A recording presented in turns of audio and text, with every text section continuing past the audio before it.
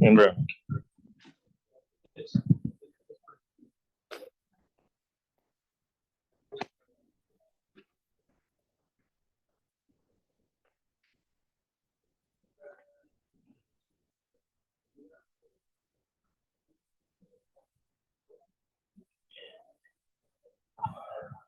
Okay, so from SUSE, Mr.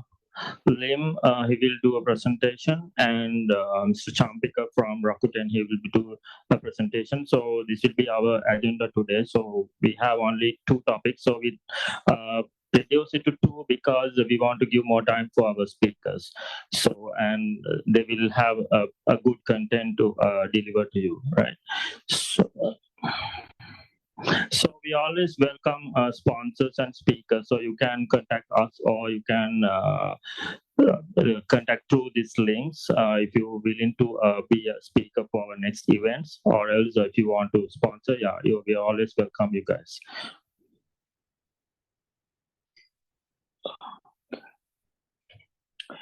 Yeah, so I'll be handing over the mic to Mr. Imran. Yeah, thank you.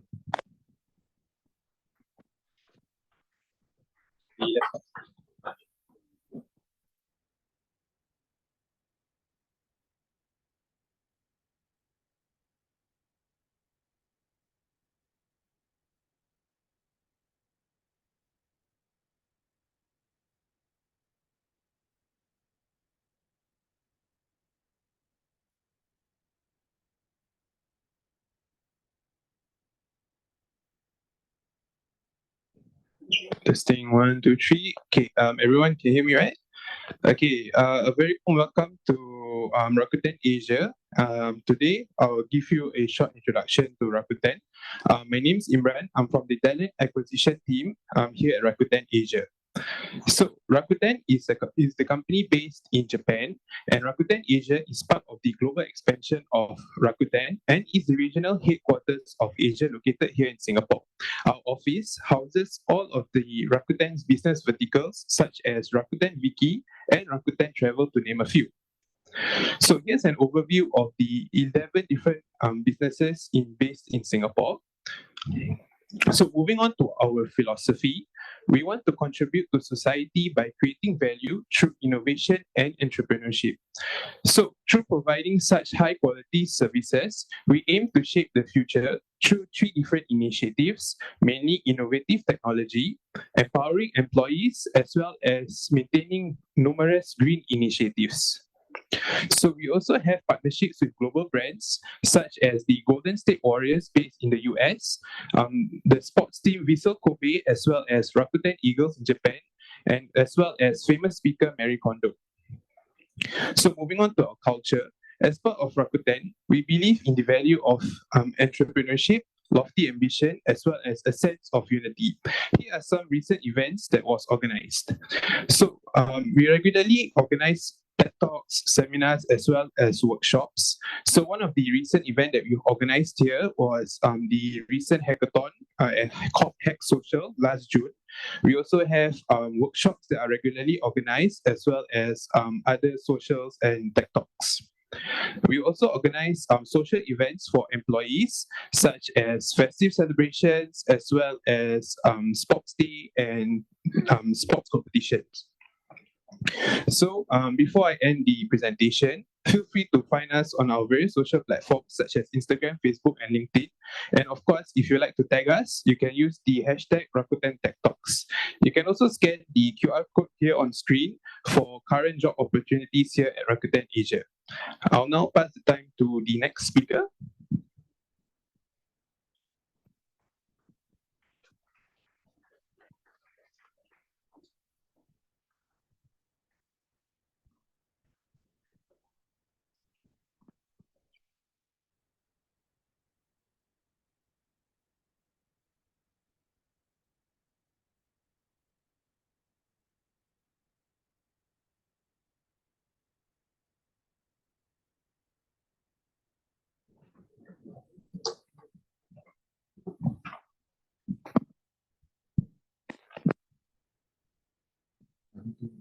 Okay.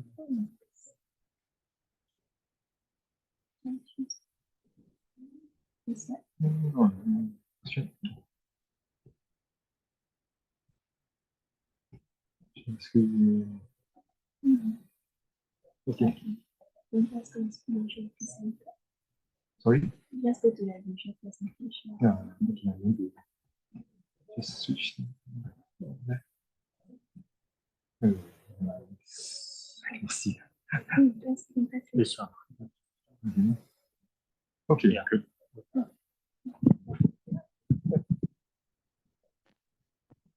Hello. Hi everyone. Very warm welcome to this committee meeting. So I think the reason why we are here is because all of us have a common interest. So we are all into Kubernetes. We want to find out more about Kubernetes, which is why we gather after office hour, right? So we are. No, I'm from SUSE, you can see from the over here. But I don't want to make this event talking about our company, how long we have been around and things like this. We just want to talk about the technology and then share the experience that I have. I know many of you are experts and could be even better than me. So what I can share is my experience with SUSE on Kubernetes, on Rancher, which is the management platform for Kubernetes, as well as container security. So without further ado, let me start with my presentation. So there's two sections for my presentation. I'll start with some slides to talk about the Rancher ecosystem before I follow on with my demo. So the demo will be on Rancher and on New Vector. Okay. So to give everybody a better context on our Rancher ecosystem, right? So yeah. This is the high-level architecture of Rancher. Okay, you can see my mouse, right? Okay, good. So, yeah, typically for Rancher, I think it could be a little bit different from some of the other, Kubernetes distribution. So for us, we have our flagship product called Rancher Prime.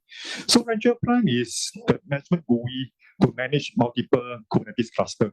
We can in fact manage up to a few thousand clusters from the management GUI.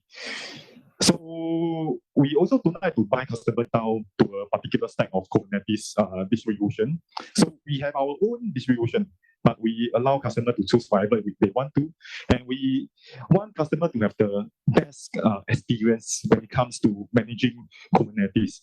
You can be using our distribution, or you can be using AKS, EKS, and the experience is going to be the same. You will have full lifecycle management capability. So as you can see from here, from one server, I've just put two downstream clusters over here, right? But one, you can use our RKE on-prem or even in the cloud on top of EC2, for example, or you can run AKS, for example, the hosted Kubernetes EKS. It's up to you to use your Rancher to manage any Kubernetes distribution or clusters. So this is the Rancher ecosystem. When we talk about Rancher, a lot of people don't really understand, what Rancher represents. So you can see from here, there are many products that exist within the Rancher ecosystem. It is broadly separated into a few categories, so platform, distribution, and on. From a platform perspective, this is the management GUI. We have recently rebranded it to be called Rancher Prime. So nothing else has changed. If you have used Rancher before, so probably a show of hand, how many of you have used Rancher before, experience with Rancher? Wow. Okay. So I think I might need to do more, selling of our products in this case, right? Yeah. Okay. Then, yeah. But typically, maybe after this session, I think you'll have a better understanding on what Rancher is. But do bear with me for a while first. Let me go through this slide over here to showcase the Rancher ecosystem. So Rancher Prime, central GUI to manage multiple Kubernetes clusters. It's a platform for you to manage Kubernetes. Together with Rancher Prime, there is something called Flip. So Flip is built into Rancher Prime. You do not need to use another platform. It's built into Rancher Prime already. So Flip is meant for if you are a developer, you have your own Git, you put your codes in the Git, and you want to deploy after you do some changes to your codes. So Flip is going to enable everything to be seamless. You make any changes, we can, as long as we sync up to Rancher, Prime, and Flip. So once you make any changes, you can automate the whole process so that any code that you change can be deployed directly into any clusters that you want to, as long as it is managed from the Rancher server. So this is great. And now we have Kubernetes distribution. So any one of you use vanilla Kubernetes, or may I know what are the distribution that you're using? Other than Rancher, anything else? For the bolster Kubernetes, EKS, okay. Okay. So nobody using vanilla Kubernetes. Wow, good. So I think for those people who are adventurous enough to try out vanilla Kubernetes, they will find that it is experience of deploying and then doing upgrades, right? It's not going to be an ideal experience. So especially for Kubernetes, we know that every 8 months there will be a new version around there, right? So every time you need to do the upgrade, it's going to be a pain. And Kubernetes upstream does not come with many important components that make your cluster ready after you deploy it. For example, doesn't come with any CNI. So you deploy a vanilla Kubernetes cluster. After that, how are you going to consume the application? There's no way for your application to talk to one another. So you need to have a distribution to ensure everything can be done in a much more easier manner. Over here, we have RKE, we have K3S. So these are the distribution whereby it's just putting all the components together into the form of installer.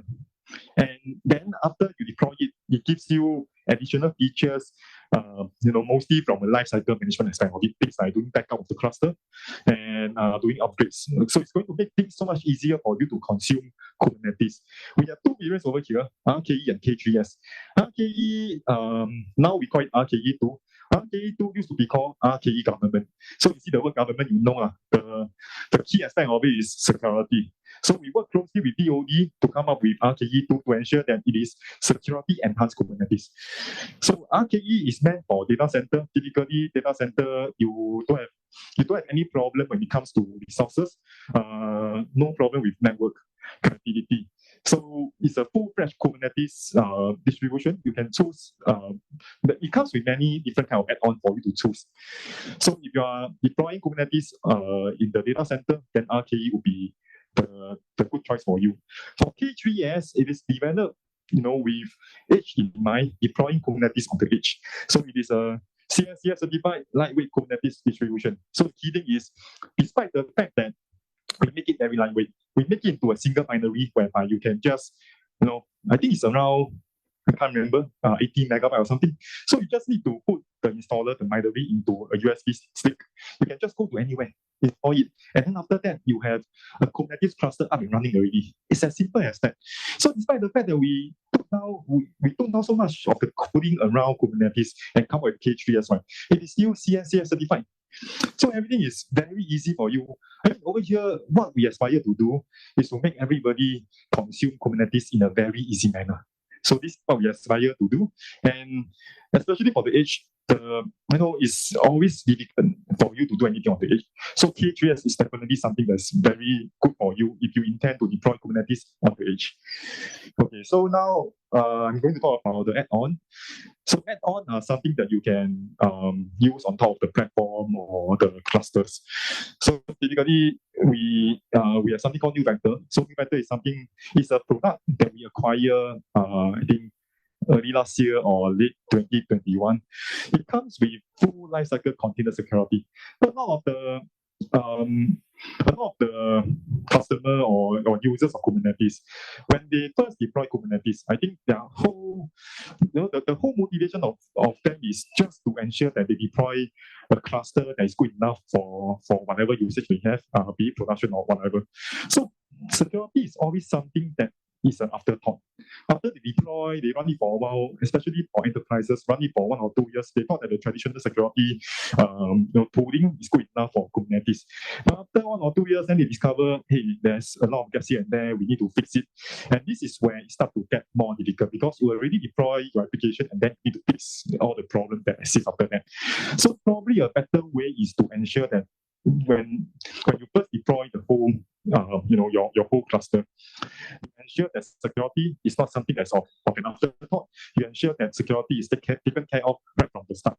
So we feel that New Vector is a solution that is very useful in helping everybody achieve the kind of goals. So I'm going to demo on New Vector later on, and I have a few more slides on New Vector, so we'll talk more about that. So Longhorn is for persistent block storage. It's also an add-on to the Rancher platform, right? So typically when you are using Kubernetes, you intend to use it as a stateless application. Stateless, every time you rerun the container, is guaranteed to be the same.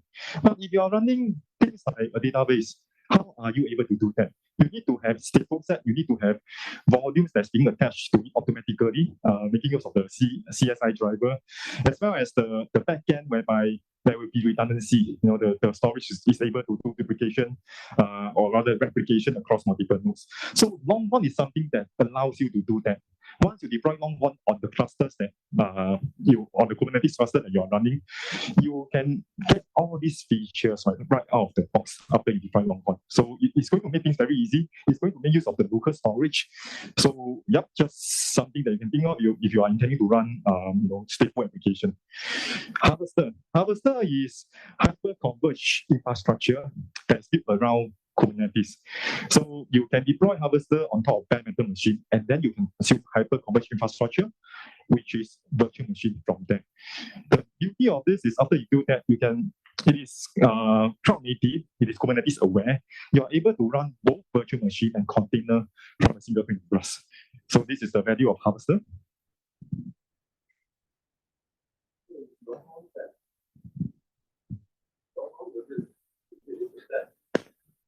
Sorry? No, Longhorn is not SAFE. Longhorn is another solution, another technology altogether. So SAFE is something, okay, so SAFE used to have SAFE many years ago. Recent 2 or 3 years ago, we EOL SAFE. SAFE is a very good product, but it is very heavy. You need to have many nodes in order to just deploy SAFE. Whereas for Longhorn, it is more of a kind of distributed storage that makes use of the underlying local storage. So it's easier to consume. You don't need to have another cluster solely for storage. You can make use of the cluster. You can make use of the storage that reside within the Kubernetes node itself. So may I know who is the one who asked the question? So anybody who asks question can get a gift. We have different kinds of gift over here. Oh, they changed the color. Rancher color. So Rancher is blue color. Susie is green color. So I think he must have attended our expert days before. Okay, so this is the Rancher layering. We put everything into something like this, right? So that it's easier for everybody to see which layer our products play in. So we have been around. We are a Linux company first and foremost. We've been around since 1992. We are the first company that come out with enterprise Linux. So we're going to tell a bit about SUSE. So at the bottom there you see this is our OS.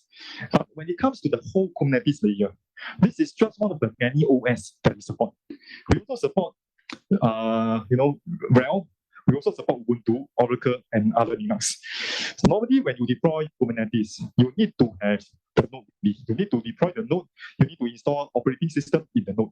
So since we support within our Rancher ecosystem, we support all these operating systems. So feel free to continue to use whichever operating system that you are familiar with, you are proficient with. And then after you deploy the node, you can deploy the next layer, which is Kubernetes.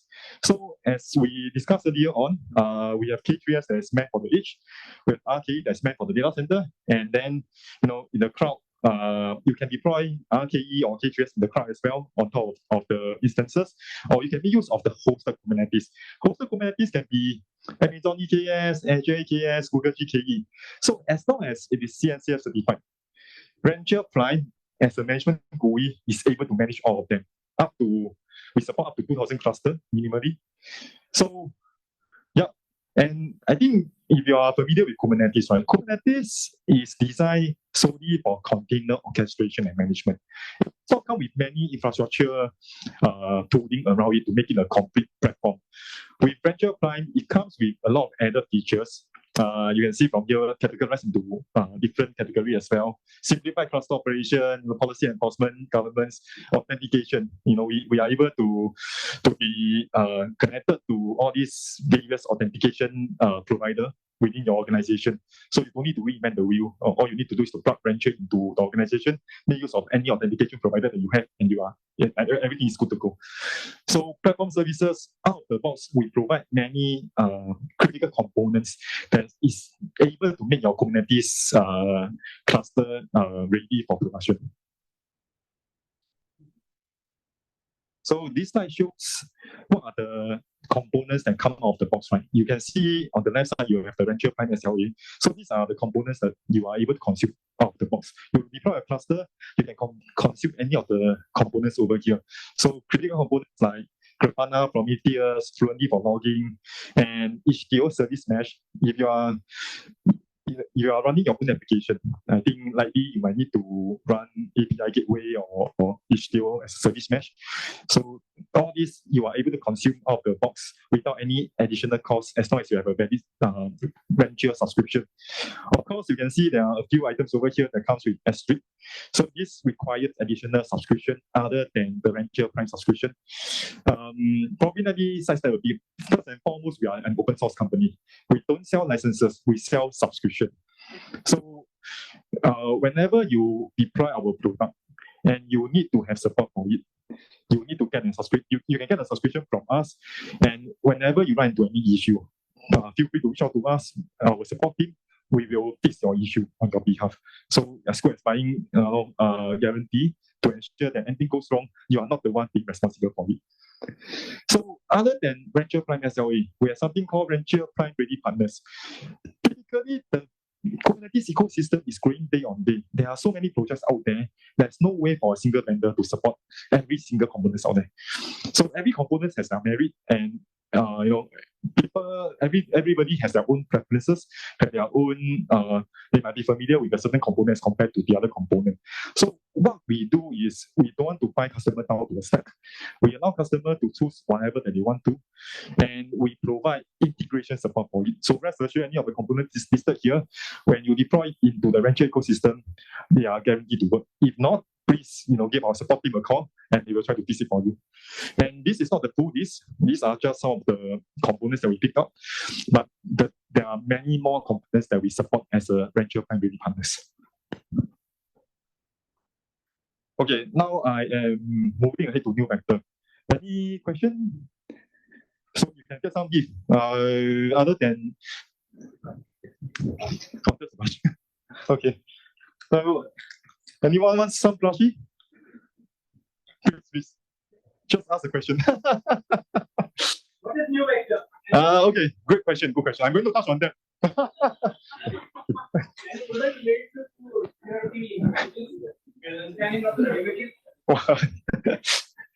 So I think the other gentleman deserves a plushie also.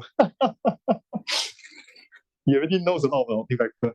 Okay, so new vector. New vector is as we put over here, right? Only 100% open source, zero trust container security platform. Only. Typically, when we talk about container security, people talk about supply chain security. But what New Vector offer is something called runtime security on top of supply chain security. Supply chain security is probably a very good starting point. But then after you deploy your cluster, you might find that supply chain security itself might not be good enough. So supply chain security, you are doing things like vulnerability scanning of the images, compromise scanning, runtime scanning of the instances or the containers that's running within the cluster itself. So, it seems to be good enough, but there are some gaps, and I'm going to show you why are there some gaps. Whereas runtime security, it comes with, the key thing is zero trust. So you only allow things that you trust to be running within your Kubernetes cluster, and you use whitelisting rather than and blacklist. Whitelist to ensure that only those that you are 100% sure that it's not going to cause you any problem, those are the ones that being allowed within the cluster itself. So do bear in mind all these things. I'm going to talk about it later on in the upcoming slide. Supply chain security, just further some context on supply chain security. Typically, when the develop a code is going to put into CI/CD pipeline, going to put into registry before pushing the code to be run as a container. So at any stage, you need to have a proper, container security, container scanning tool within the whole pipeline, right? Within the whole supply chain, right? So New Vector is able to do that from CI/CD pipeline to registry to when you're already running in Kubernetes itself. So as you can see from here, provide full life cycle scanning from the time when image is built until the image has been deployed. Scanning is performed on every single the whole cluster as well as the underlying nodes and the platform. Okay, contextual runtime. Contextual runtime is something different, something that we pride ourselves in to be able to come up with something like this, whereby I don't think any of the competitors out there are able to have something similar to us. So it provides real-time inline visibility of packet flow, application protocol processes and file system access both in the east-west and north-south traffic. So typically, when what we are able to do is when someone starts a new process, so you can see this guy over here, I don't think he's a nice guy, right? So he's going to make something funny to your cluster. So when he tries to do something that is not being allowed in your cluster, New Vector is able to detect based on the contextual runtime rule set. And then it is going to terminate the attempt or it has a chance to hit the target.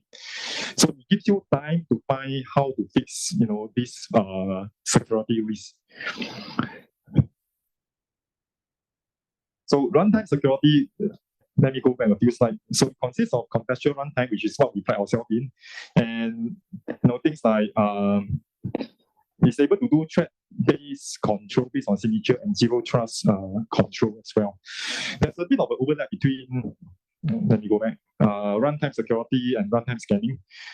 So, runtime scanning, typically when you are talking about CVEs, you're talking about emission control, that is normally runtime scanning.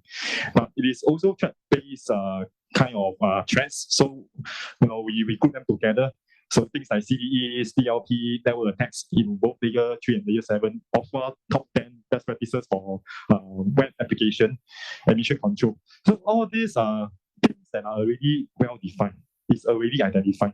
So we know what the threat is, we know the signature of the threat, we are able to solve we are able to block any of this threat coming into your cluster itself. But these are things that are easier to block as compared to those things that you might not know. So zero trust is precisely meant to do the later of it, which is to block things that you yourself might not know in the first place. There's no signature attached to it, and since there's no signature, you are not able to use your threat-based control to block the threat from going to your cluster. For example, CVEs. A lot of CVEs out there, even though they are defined, but many CVEs after 1 or 2 years, there's still no fix for it. So there's no way for you to close the gap from a vulnerability standpoint. Another example that I want to cite, zero-day attack. Zero-day attack is attack that it just came out. There is no signature at all. Nobody even know what it is. So you need to have a better way to prevent all this threat from going into your cluster. What we do is we are able to do automated learning. We are able to monitor the network behavior based on both layer 3 and layer 7 of the OSI model. We are able to know what are the process, what are the file access and behavior that's residing within the cluster, within the container itself. So that anything abnormal happen, New Vector is able to detect it.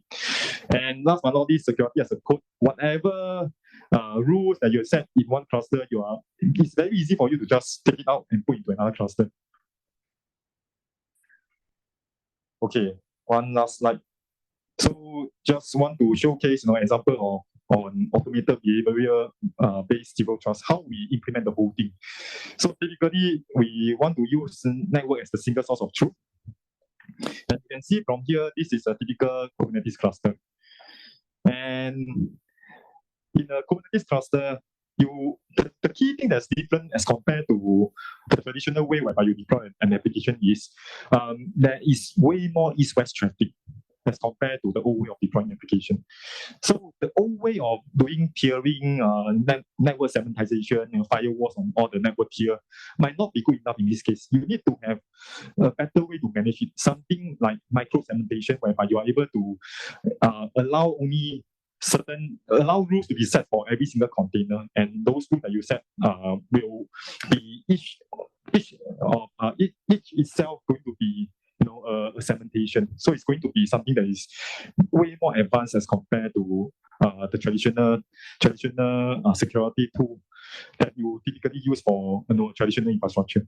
So traditional infrastructure security tools might not be good enough for container infrastructure.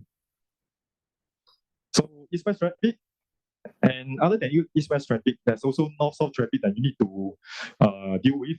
So both east-west traffic and north-south traffic, NewVector is able to make use of our patented bit packet inspection to detect the layer 3, layer 4, layer 3 and layer 4, layer 7 protocol, as well as the processes to understand what is actually happening within the cluster itself.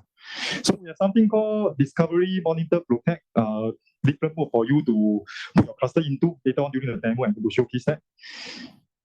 Okay, so just a summary on NewVector, right? Security from development to production, every single stage of your Kubernetes journey, right? From the container lifecycle to layer 7 application micro-segmentation, threat protection, zero trust protection, and something that I haven't touched on is compliance reporting. So this is something that is very important as well. Yeah.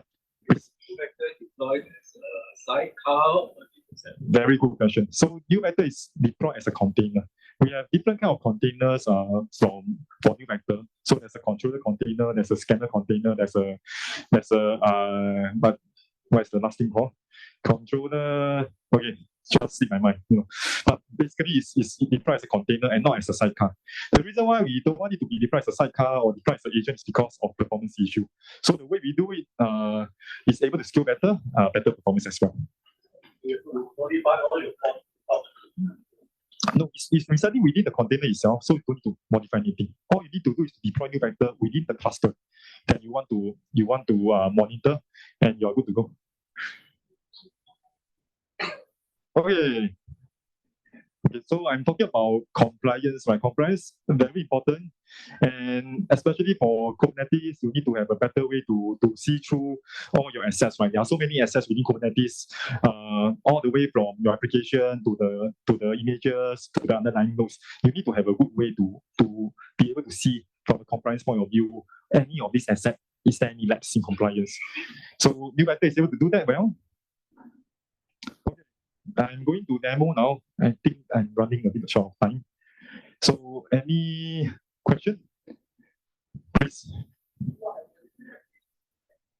Very good question. So when the breach is being detected, after it's being detected, right? Typically it buys time for you to find a fix to the solution. So one way is to do virtual patching.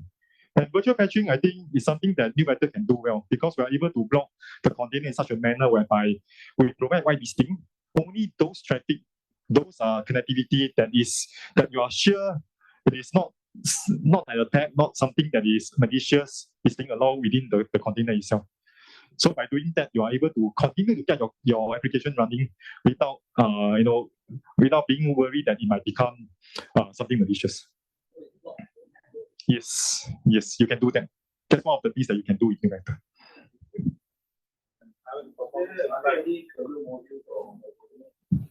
Are there any kernel modules in the worker node? May I know? Can you please further elaborate on the question? Kernel modules from OS layer or from NewVector? NewVector, no. NewVector is being deployed as a container. Yeah. Please.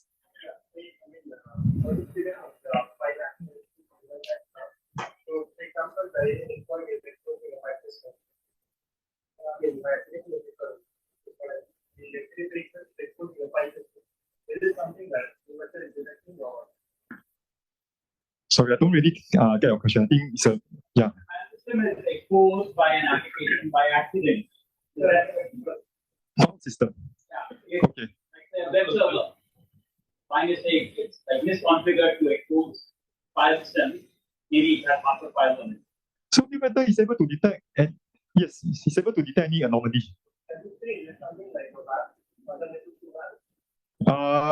We have web feature built in, so if you want to use web with new vector, you are able to do that as well. Yeah.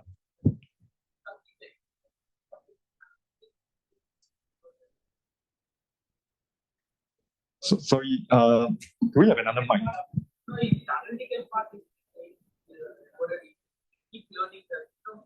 Ah, good question. So during the demo, I think you will get a clear picture. So what we do is to get the baseline. After you have the baseline, right? Anything that happens outside of the baseline is considered to be an anomaly.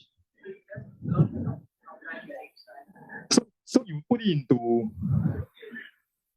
Probably the demo is going to showcase that in the clear detail later on. Yes. Sorry? False positive, good question. So this depends on how your cluster is talking to applications or talking to users and things like this, right? Typically, for some customer, in fact, they don't want to put new method into a mode called protect mode. So protect mode is very restrictive. Anything that happens outside of the baseline is going to flag, it's going to block. The other way is for you to put the cluster into something called monitor mode. So during monitor mode, the traffic won't be blocked, but you will be notified of any anomaly that happens. So there's no way, there's really no way when you are putting your cluster out there, there's so many traffic all over the place, especially it's a application that is already being accessed by thousands of people. There will be some false positive. So it's a matter of how you're going to manage the false positive. Sorry, please.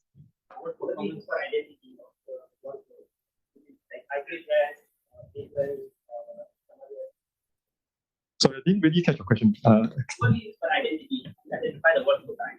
Do you use like IP address to identify the different workloads, or do you use labels, do you use something like sticky? How do you identify? How do you use identity? You mean when application talk to another application? Application talk to another application. So IP address. Okay, let me think about it. Okay, I get back to a question in a short while. So it's a bit of a mental block now. Yeah. Your question? Would there be any impact in performance because you're doing two-packet inspection at first layer, layer, seven? Yep. Sorry. Will there be any performance impact because? Okay. So from a performance impact standpoint, right? It depends on you set into monitor mode. So monitor mode is more of just monitoring traffic by putting the tracking device to be in line with the traffic. Whereas if you put into protect mode, then the performance is going to take a bigger hit because there will be more activities that's happening.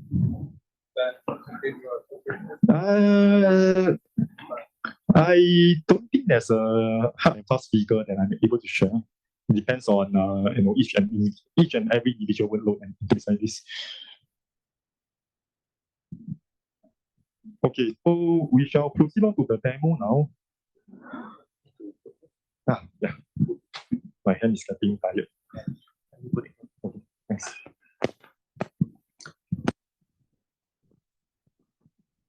Okay, good.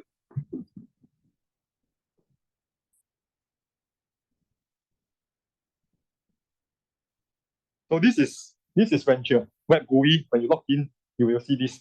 So just now I asked who has used Venture before. So I don't think, so most of you haven't used Venture before. So I think this could be something that's not really familiar with you. But after you log into Venture being the central management GUI, you will be able to see all the clusters that are being managed from the Venture server or Venture Prime, as we just rename it. So you can see from here at this point of time, there are two clusters that are being managed by Venture Prime. Local cluster is where Venture Prime itself is residing on top of. So you can see from here, we have one cluster called AWS RKE2 NV. We deploy RKE2 on top of EC2 in AWS. And we have another cluster. So this is my local cluster residing within my own my house. So I didn't turn it on, which is why you see it is unavailable at this point of time. So if you go to the top left corner over here, you click on it. This is the home menu. You can go into any cluster and explore from there, or you can access to some of the applications, some of the global app like continuous delivery, that's for fleet, virtualization management, harvester. I'm not going to touch on all this. It's going to take too much time. So what you can do now is probably can check out cluster management. After you go into cluster management, you are able to do some lifecycle tasks on the clusters that are being managed from Venture Prime. So for example, you can click on AWS RKE2 over here, and you can see the underlying machine provisioning log, how it was provisioned, and some of the recent events from a cluster perspective and things like this. So right now, these are for the for the infra side of things on the cluster.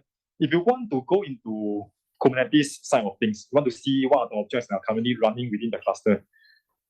So what you can do is probably you can go back to cluster management over here, and then click on explore. Right. After you click on explore, you are able to see from the context of Kubernetes all the objects that's residing within the cluster and things like this. So one thing before I move on, let me go back to home. I just want to show you how easy it is to create Kubernetes cluster by making use of Venture Prime. So all you need to do is to click on create. There are many ways that we can provision a Kubernetes cluster. So you can make use of nodes that you already provisioned and then run RKE2 or run K3s on top of it. Or you can provision new nodes, everything automated.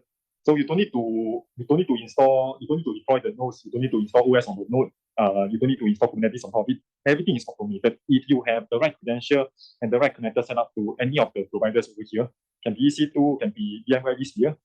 And finally, you can run the cluster on the hosted Kubernetes.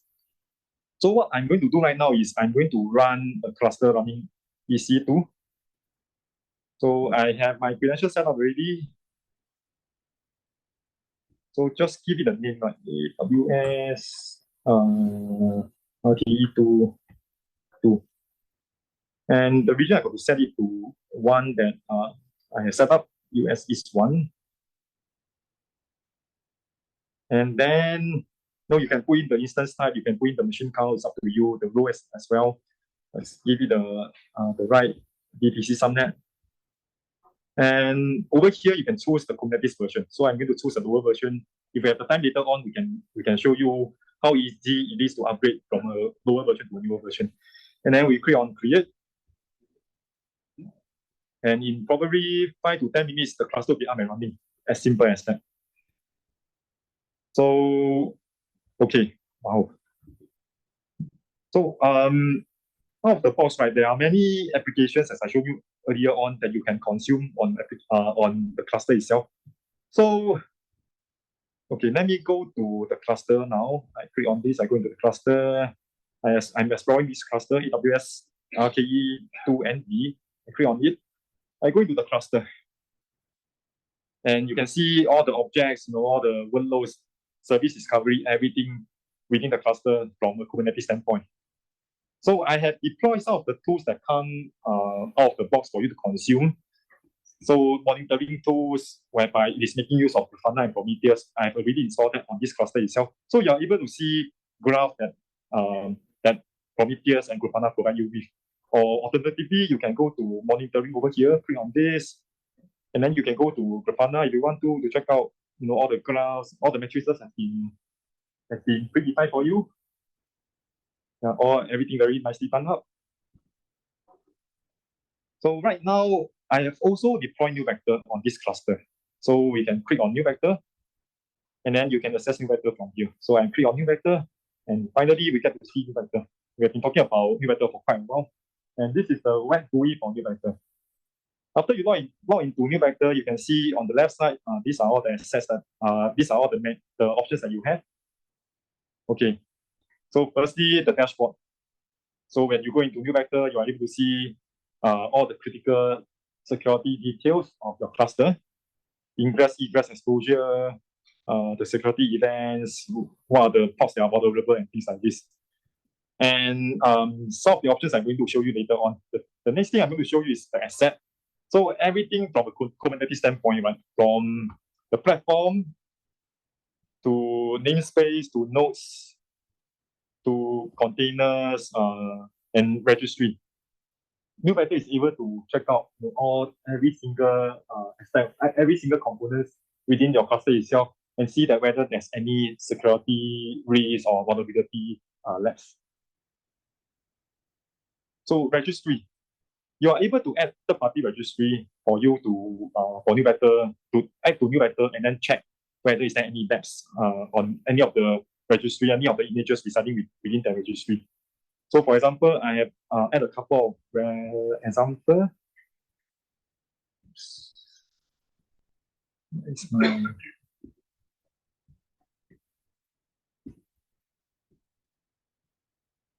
I'm not able to scroll, I don't know why. Okay, never mind. So you can see from here, I'm able to I have add a couple of registry over here. Yeah, a couple of registry over here. And it can be just a single image that we are checking on. Or it can be the whole directory. It's up to you. Need to make it smaller, I think. Okay. So I think the view is better now. So I can scan all the images residing within the registry to see whether is there any of the images, is there any less. So for example, over here you can see that for this particular images, there are many vulnerability. Okay. So right now, the next thing I'm going to show you. Okay, let me go through some things here first. So policy is the place whereby you go in there and then you set the policy that you want to, be it network rules or file access rules. And this is the next item is security risk. So over here as security risk, you're able to check out what are the vulnerabilities within the whole cluster itself, which CVE has the highest hit rate and things like this. You can also check out compliance.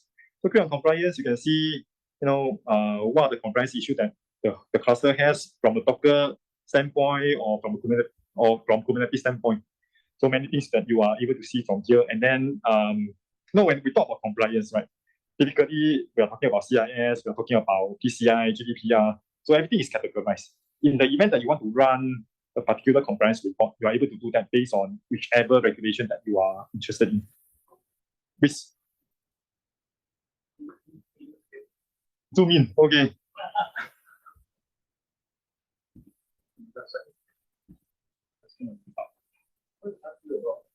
Yeah. Yeah.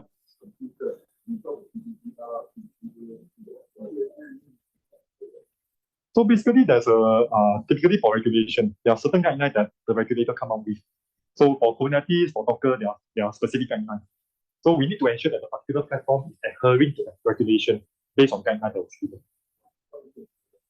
There's some, the US government will come up with all these guidelines to ensure that Kubernetes is working with the, all these authorities.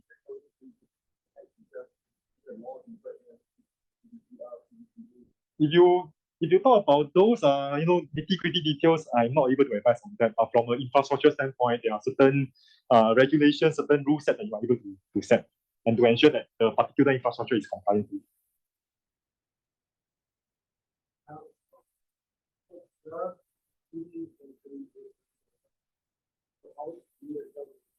Very good question. So New Vector, there's a scanner aspect of it. A scanner that's being deployed as a form of container. So the scanner is going to contain the latest CVE version. So every day, typically whenever there's new CVE that's being defined, the scanner is going to go through it's going to stream now, and the new scanner is going to stream up with the latest version of CVE.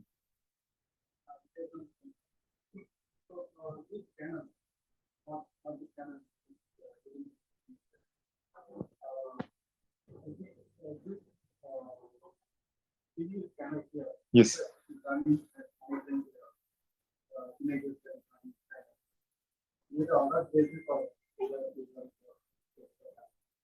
You can set whatever you want to. So every time you deploy a new pod, you'll be scanned automatically, or you can set whichever frequency that you want to.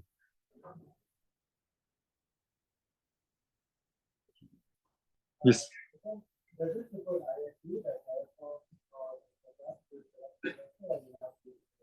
So new vector is very easy to deploy. It's just running containers, right? Deploying on containers, right?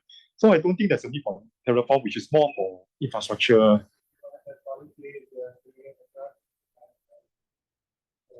So for us, we are making use of YAML file security as a code, whereby you are able to put all the security policies into a YAML file and then use the YAML file to move it to another cluster if you want to. For deploying of new vector, yes. Yes. We are using object. So, sorry, please. The compliance filter is, whatever the options we see, there is something including all is having, some other rules out of the other filter. For example, consider the top two. Top two is another, the certification that we have. It's not certification, but maybe the check of vulnerability. It is not information. So, when we select all, it is something that is selecting all, meaning, I just wanted to understand. When you are selecting all, it is not only about those selected other filters. It comes with some other filters as well. So probably I can just scroll down to make you take a look. So these are the full lists. So if I saw the list, So it means, here the option is not. I am not able to advise on that. I don't know whether it includes every single rules that's been defined in SOC 2. But I think we have a pretty comprehensive rules whereby you are able to set. Okay, thank you. Okay, so right now I'm going to show you how the whole thing works. Okay, then. Yeah.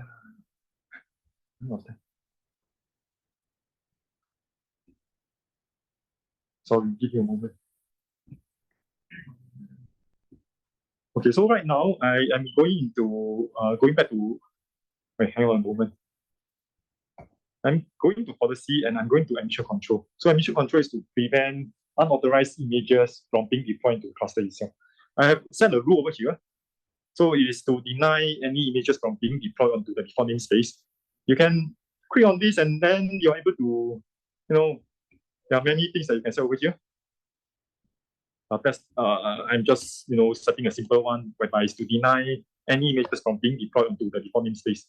So what I'm going to do now, okay, before that, you can see that over here, there is the status. I need to enable emission controller. Let me enable it. And then you have two modes over here, protect and monitor. I will put to protect first, and then we see what's going to happen when, when a pod is being deployed to the default namespace. So I open another window over here. You can check out the notification. I can just put it there so that it's easier for all to see. Under risk report, it's going to be a risk because you are going to deploy a container that you're not supposed to be deployed onto the namespace. So what I'm going to do now is I'm going back to Rancher Client and I'm going to show you how easy it is to deploy some application.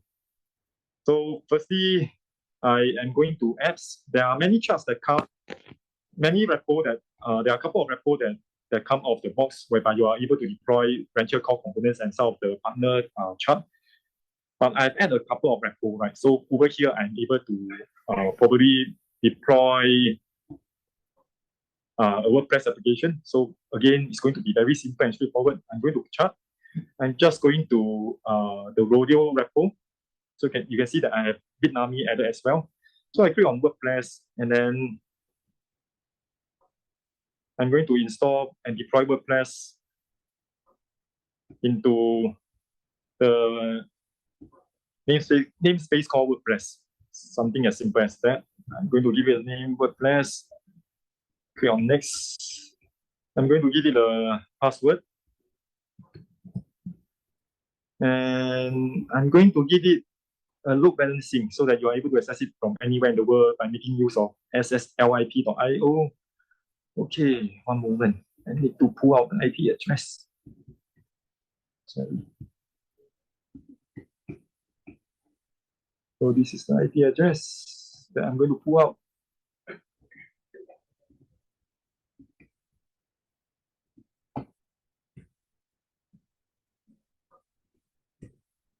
Okay, so I'm going to install. Everything is going to work in a few minutes time. But before that, I'm going to showcase how does the whole emission controller work. So I'm going to venture prime again. Hang on a moment. Hey, what is this? Did I do something wrong? Oh, I think I know why. Sorry, give me a moment.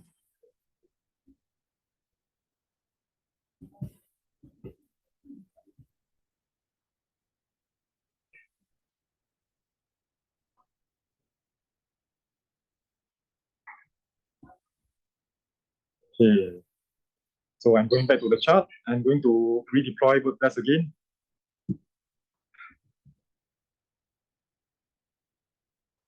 Okay, install. Put into WordPress. Namespace.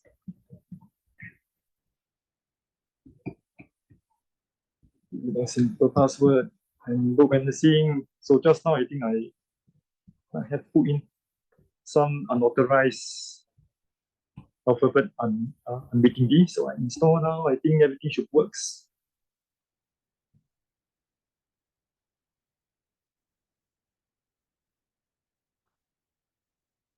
Okay, seems like everything is working fine now. So I'm going to showcase emission controller now. Sorry for the delay. I'm going to deployment, and then from here I'm going to create. Is this under user namespace? Okay, so there's this tab over here. So this is where you toggle between namespace. Right? This is quite important because sometimes you might be in the wrong namespace, which is why you're not able to see the application that you think is supposed to be running. So it's user namespace. You're going to create a deployment. So I'm going to create just a simple deployment called hello world. Put it now from Docker, latest version of it. And then I'm going to create, and it's going to run within a couple of seconds. Okay, it's now running. So if I go back to new vector, remember I put emission controller into the monitor mode. So the deployment is going to succeed. But at the same time, if you go to the risk report, so think of the time, it should be 7 o'clock now. When I refresh it,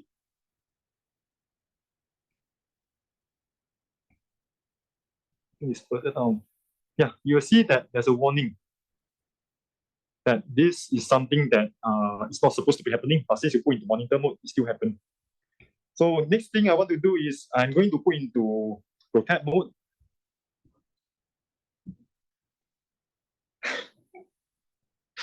So when I put into protect mode, right?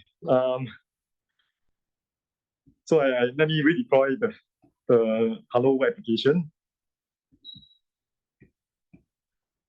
When I do a redeploy, okay, sorry, when I need to go to the pod, I need to delete the pod. And then when you delete the pod, you'll find that the new pod, normally when you delete the pod in Kubernetes, a new pod will be spin up. But in this case, the new pod won't be spin up because it is not allowed to be running in the cluster anymore because of the initial controller. You have set it to protect mode. So you go to deployment, you see that now it's a warning that you are not able to do that now. Okay, so the next thing I'm going to show you is some of the rules. So let me go to policy. This is the place where you are able to set all the rules. Go to groups. Every time when you deploy a new container, automatically there will be a group based on that. So I'm going to remember I just deployed the WordPress application. So you'll see that there's a group based on WordPress, based on the deployment. So there's 2 deployment that's being done on the WordPress application. So you click on this over here, you are able to see, what are the current members, what are the rules that is currently on this particular deployment. So you can see from here, after you deploy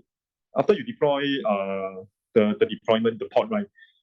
New method automatically already learn many things, including the process profile rules. You can see that there are many processes that new method learn automatically.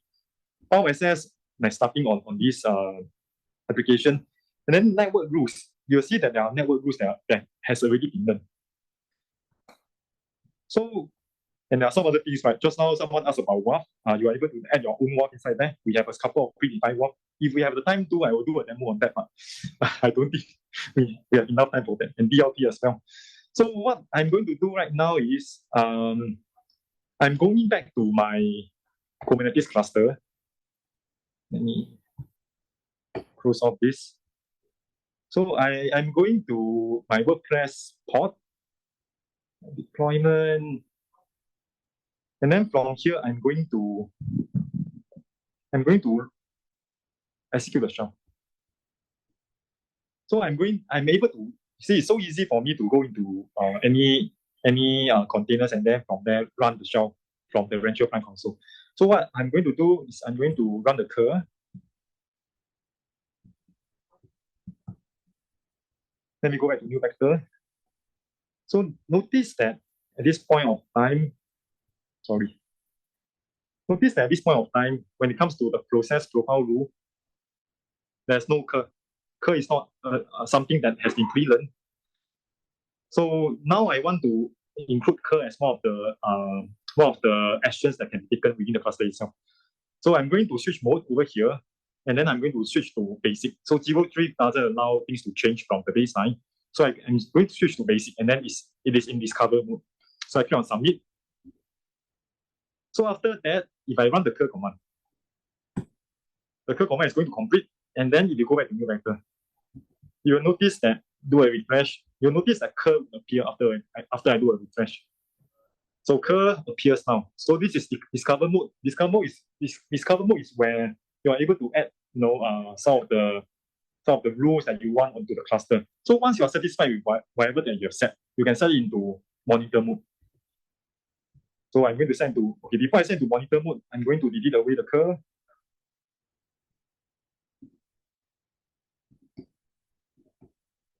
So I switch into monitor mode. I submit.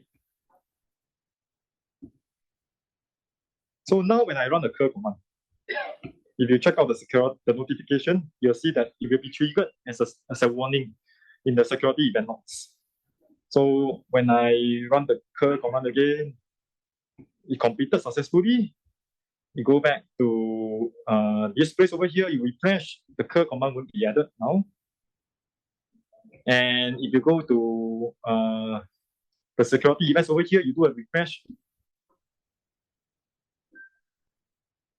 you'll find that there's a warning on the curl command. Do we need to do a hard stop or? Okay, just one last thing. Okay. So one last thing to show you is if we put into protect mode, what is going to happen, right? So now we put into protect mode, we submit. And then when we run the same curl command, you'll find that the operation won't be permitted. And again, if you go to new vector, you're able to see that there's a security event. Okay, so unfortunately, time has run out. We are not able to finish the whole demo. But luckily, in 2 weeks' time, we have something called new vector review. So during new vector review itself, you are able to go through all the things that I've shown you with so much more other things that I think is going to be very interesting to you. So please feel free to sign up with our new vector review. It's going to happen in 2 weeks' time. And you are able to do hands-on together with with our trainer. So it's definitely going to be better than just looking at what I'm doing now from the demo perspective. Thank you everybody for your time. Thanks. All right, thank you very much. So we have our next speaker, Champika, and he's from Rakuten Wiki, who would be talking about Kubernetes cost optimization, right sizing. Hi, Champika, you can take it. Sure.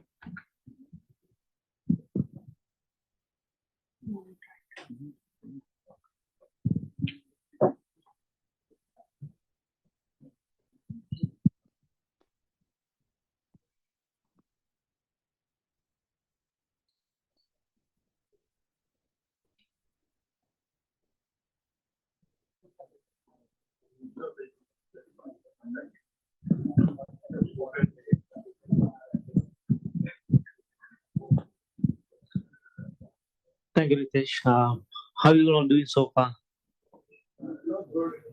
pretty much good interested session. Yeah. So my name is Champika. So I am the SRE manager for Rakuten Wiki. So today I'll be talking about our journey which we went through on achieving the cost efficiency through the right sizing.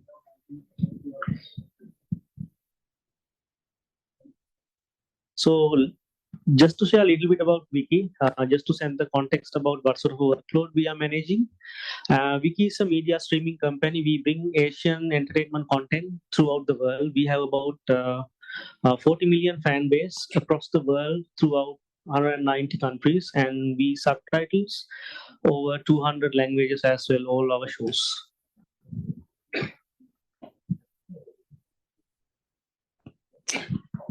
So majority of our workload is hosted in the GKE environment, and it is provisioned with over 150 nodes.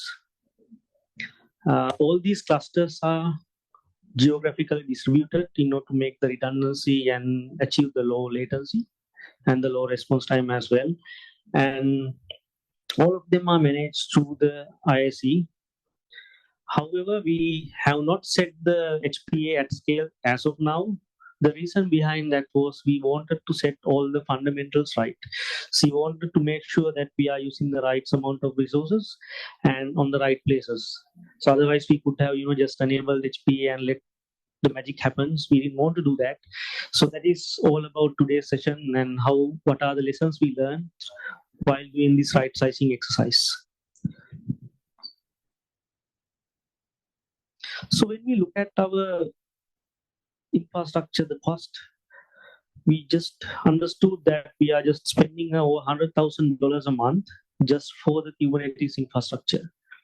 And the practices we were using for the resource allocation were very minimum. Excuse me. The efficiency of the cost is very low. Since we have enabled our development teams to manage their own applications, we understood that a lot of resources were generously allocated. So with all of that, we thought like we need to do the right sizing exercise in order to make sure our infrastructure is using the right amount and there is no resource being wasted. So what is the approach we were taking on that exercise? So the very first thing we did was to understand what are the industry best practices for setting the CPUs and memory limits. We were following our own things, but we wanted to understand what other people do. The next thing was we wanted to know like what is the current cost efficiency and the utilization patterns of our applications. Once we had all this information, we did the organization-wide engineering session to make the awareness to our engineering teams on what is the importance of maintaining the cost efficiency and how we could utilize our resources in the rightful manner. Then the rollout of the changes done in the paced approach. Of course, we started with the less critical applications and compared the matrices before and after we did the right sizing, because we wanted to make sure that after right sizing there wasn't any performance degradation or there wasn't any latency related issues of any of these applications. So what are the tools we use for this? We are mainly on GKE. So we, of course, use the native tools came up with the GKE to understand what are the cluster utilization and how we are doing with our underlying infrastructure. And for the applications, we are utilizing the Datadog, which is our APM. These give very insightful information about how our applications are being performed. And of course, it helps with the alerting and anomaly detections as well. This is one of the important tools which we have deployed in our clusters. That is the KubeCost. KubeCost is capable of to provide more insightful information about how much cost is allocated for each application and each pod. So this will help us to monitor our cost efficiency. Otherwise, if you just barely use the GK or the Datadog related metrics or the billing information, it is not very straightforward for you to understand how much cost efficient you are as an individual product or an application. So this help a lot of with those, especially with the cost aspects, and it would also suggest the performance, the optimization insights as well. So I was keep talking about the cost efficiency. So what is this cost efficiency is actually about? The cost efficiency is the ratio of how much cost for the requested resources versus actual utilization in a given time period. So let's take a look at of this example. A container requested 2 CPU and 1 GB of memory, but it actually utilizes 500 millicores of CPU and 500 MB of memory. The actual cost for the CPU on the node is $10 per CPU, and RAM is cost $1 per GB. So these particular applications, the cost efficiency is based on this calculation is 26%. So in our exercise, what we targeted to achieve the 50% of the cost efficiency. The reason behind this, we wanted to have enough headroom to grow the application, and we don't want to compromise our application performance as well. So that was the target we were following during this exercise. I know all of you are familiar with setting the limits and the requests, so I just wanted to go through it a little bit. It will help to me to set the context for the next few slides.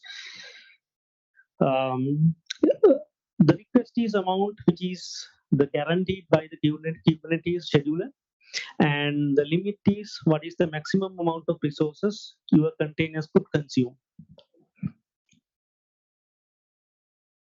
Memory, when it comes to the memory, it is non-compressible resource. So when you allocate, unless and otherwise you kill the process, you can't take it back.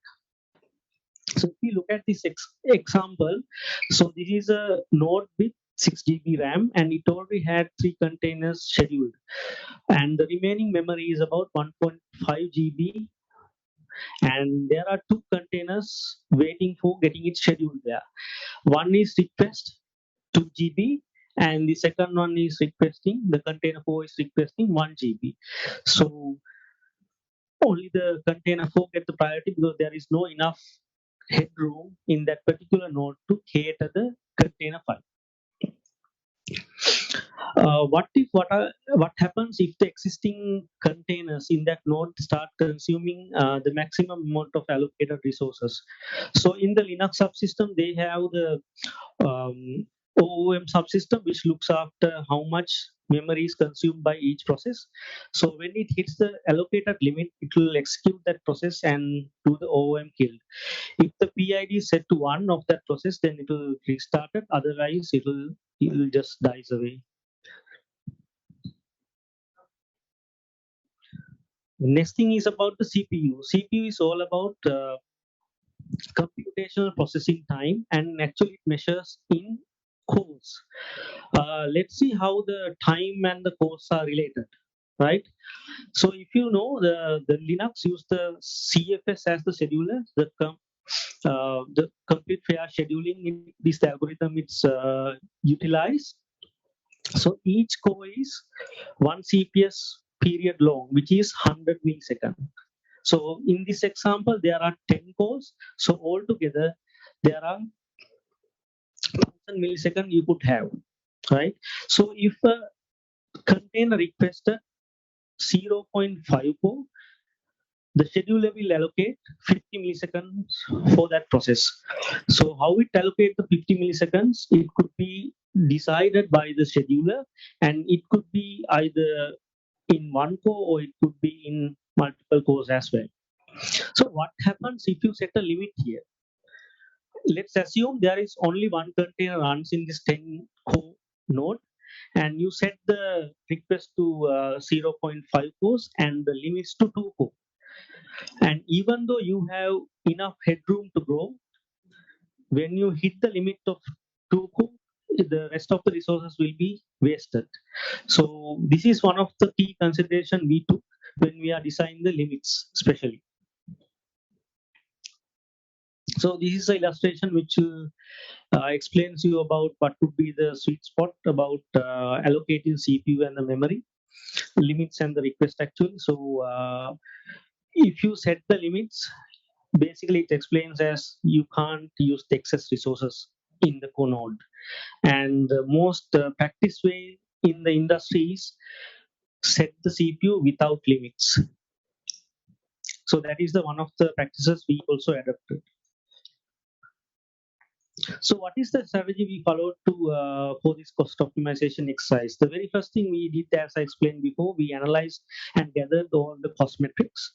And the next thing we did, we labeled all our workloads. We used the labeling in Kubernetes, and which help us to uniquely identify all our application deployed in these clusters. And once it is done, then we moved into the setting the limits of the request limits of the CPU and the memory. And especially in the CPU, we did not set any limits, but request only the request parameters. But when it comes to memory, we set request and the limits are into the same value. So that the main reason for that, we wanted to make sure there aren't any other containers running in that node will not get killed with the OM. So that is the main reason behind that.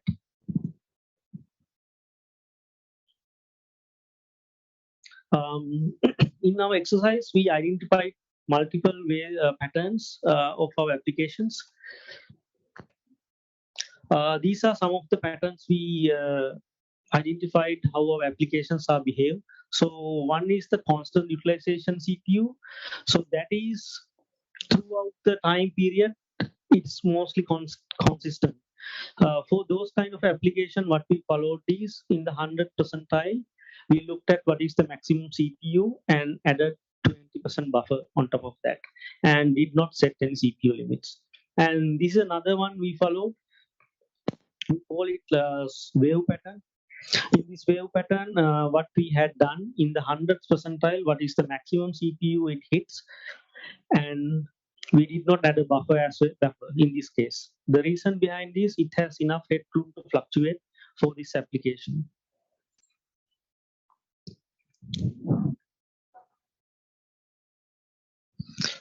This is another example, so I will not go through in detail. So what I wanted to emphasize was we had done a thorough analysis on each of our applications behavior, and based on that we had to customize some of these requests and the limits.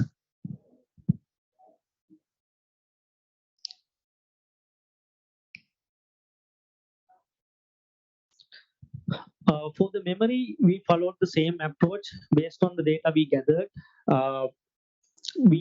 We looked at what is the highest utilization in the 100 percentile and added some 20% buffer on top of that. The specific thing to highlight here is the request and limits are set to the same value in both the scenarios.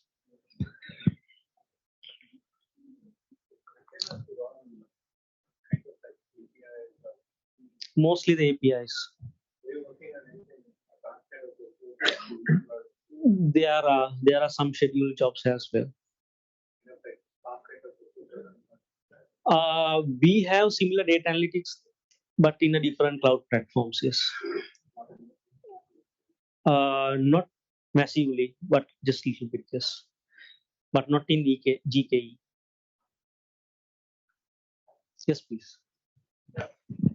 I mean, when you actually estimating or calculating the cost, you're targeting only the Kubernetes or overall the infrastructure? It's a two-phased approach what we had taken. So one is specifically targeting the Kubernetes workload, and then the external resources. So which comes under like PubSub, Cloud SQL, all those other resources which are external to the cluster. Yeah. So I mean, just trying to understand when you say example Google Functions, you're using Google Functions, or maybe the virtual machines. So if we take another approach, having the like say example a reserved instance in the Azure, similar case, which will again contribute to the lowering the cost. So I mean, is this something that we have considered here also, or? Yes. So those were done initially. I see. Okay. So once it is done, we wanted to do what more else we could do. So that is this is part of the exercise. Okay, sure. Yeah. Yep. Thank you. Thank you. So this exercise, I would like to see it as a five-paced approach. So the very first step start with the analysis part. Then you need to identify your threshold, which will be, of course, depend on the behavior of your application, and then define the best practice which will applicable for your organization.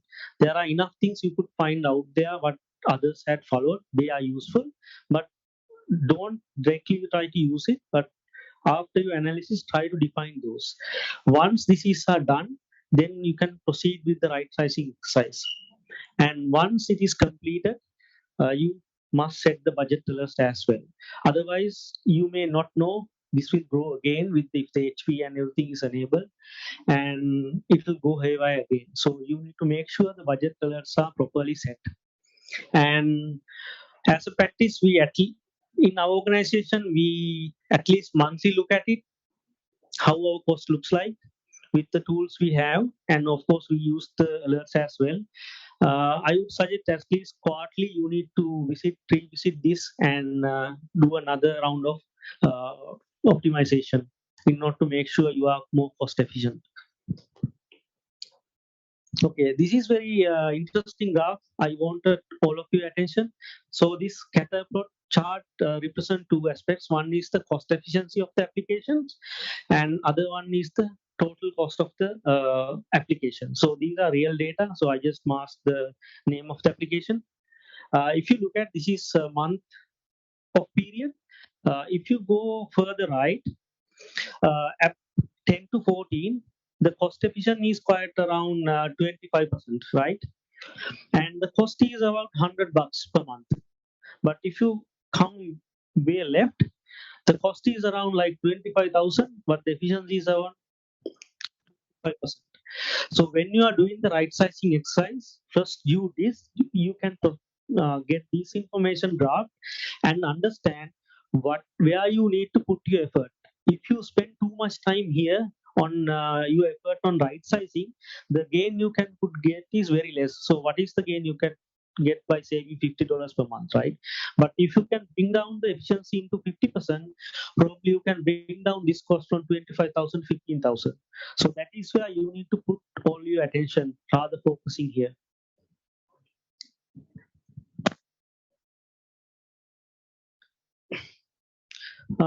This is some of the cost efficiencies we were able to get. These having the data of 7 applications. So you could see the blue color column represent the efficiency we had before, and the green one represent the efficiency we had after the optimization. There's a one application. It's sort of already in a good situation, but rest of the application we were able to achieve considerable amount of efficiency. That comes to an end of my session today. If you have anything, please feel free. Any questions? What was the limiting factor to that one? And what is the highest cost? The main reason is it's quite old as well. It requires a lot of refactoring also, so which required engineering bandwidth allocated. So which we are planning on the phase 2. So even with CPU requests and memory limits, you were not able to improve it by much. Much, yeah. There are other factors as well we need to consider. That's your most expensive application. True.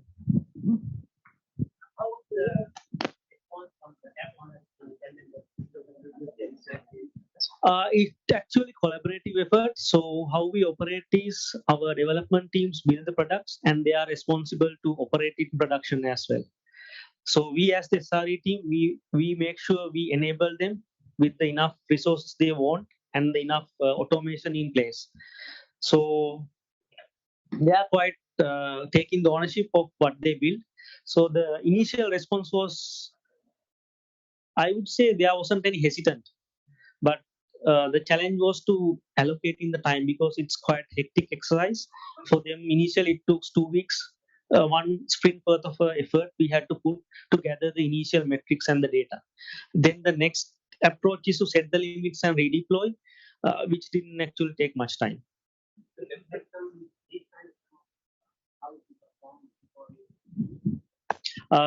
We knew our baseline because of the Datadog we had. So what we wanted to make sure was our response times or the latency stays the same.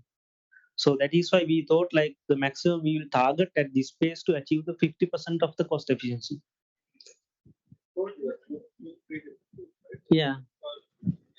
Cost calculator. Yeah. Yeah, yes. The reason to use the tube cost is if you look at the GKE or any other clouds cost explorer, it doesn't give you the pod level of cost, what it costs to run a pod in the production. So it gives the your GKE or EKS cost. So we wanted to understand how much each application will cost to run in the production. Then only someone think, let's say I have an application, so I operate in production. I have no, I know the revenue which generates, but I don't know how much I will spend in the cloud, right? Because it's a shared environment. We host multiple application in the same cluster. So there could be other application who actually fund these resources to run that particular application. It might, let's assume, only earn $1,000, but the actual infrastructure could be $5,000. So we wanted to understand that what is the cost benefit of operating an application.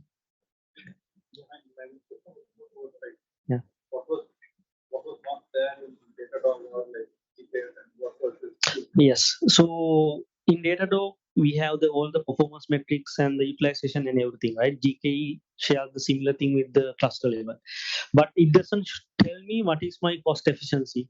It doesn't tell me where I could get more cost optimization. So that is where the cube cost come in handy. Yes, please.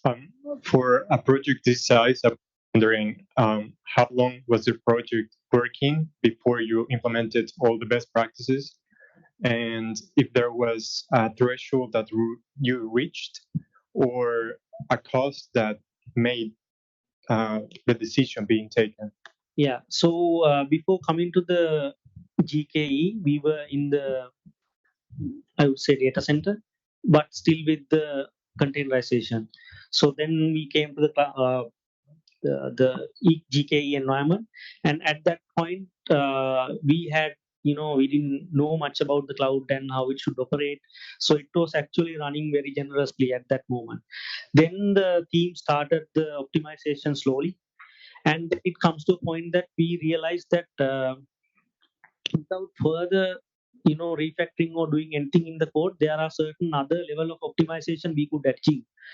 So we wanted to make sure our operating budget is way under the target.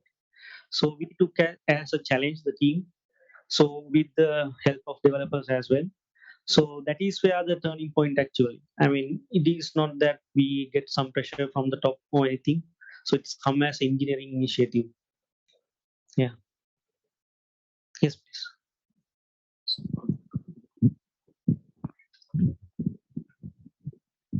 Is this the only cost of optimization is applied on the resources, CPU or memory? Is it also the storage somewhere?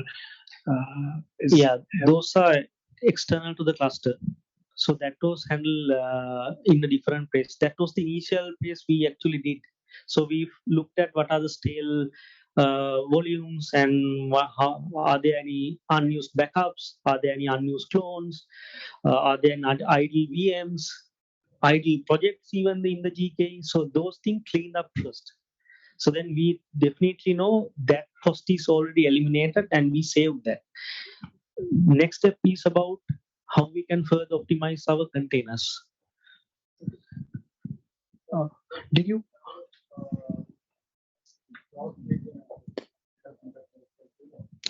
Yes. We looked at the cross-regional cost as well. One is about GCR, Google Kubernetes, Google Container Registry. So in one of our scenarios, we were downloading images from North America region to the Singapore region. So in the staging environment, so one of the optimization we did, all the staging content images should be in the Asia region. So in that way, we were able to reduce the egress cost. Did you pay to cube cost? Yeah, we do. But they have that was also a big cost, or I mean, if we see. So I would say in that way, if I am able to optimize my app one to 10,000 from 25,000 in a year, I will save that. Okay. Yeah, something like that. I had a question regarding, let's say, during a spike scenario, you have one show getting released on Monday, and all of a sudden the load increases. How do you manage it? Since we didn't set any CPU limits, there is enough headroom. It could grow. So it will throttle. It will not throttle if there's enough, because we always made sure there is enough headroom in the nodes as well. So it could grow as there is no limit set in the CPU. So you're having a bulky node basically. We having Bulky node, heavy node. bulky in the sense multi-node. Yes. Not bulky, Yeah. bulky as in having large core CPUs. Not very large, but we make sure always there is some headroom available for these kind of scenarios to be handled. Okay. But we do not over provision as well. Okay. Are you not using autopilot for GK? We do not use autopilot. Okay. Generally has the lowest cost efficiency and which one is the higher ones? Oh, okay. Yeah, I want to ask which design pattern generally has like the worst cost efficiency and which one has the highest? Or is it like a per app basis? This is actually per app basis. Yeah. Thanks. Okay. We'll take two more questions. So not sure if I missed this, but did you monitor your node resource utilization before and after this exercise to see if it's improved or anything? Yes, we did. So one thing we observed is after the right sizing in one of our clusters, we got 4 node reduction from 19 to 15.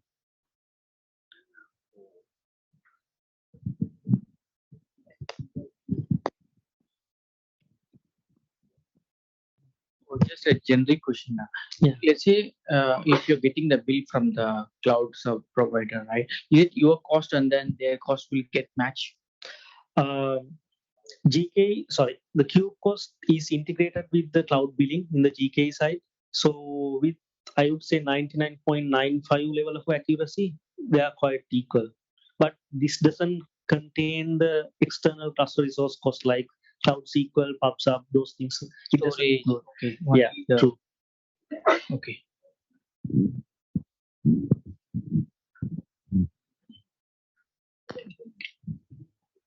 Right. If there is no more questions, then we can wrap it up. Thank you very much for joining us today. Just one question from online. Okay. Do you mind defining the cost efficiency again? Yeah. So cost efficiency is actually the cost.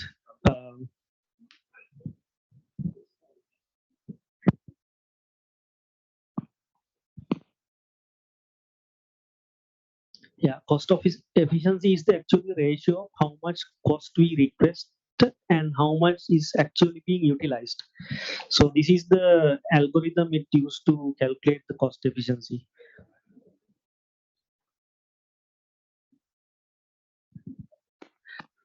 So thank you very much, Champika. Thanks a lot for such a wonderful session. And so we still not done yet. So we have some swags and quizzes that we want to make it a bit fun of an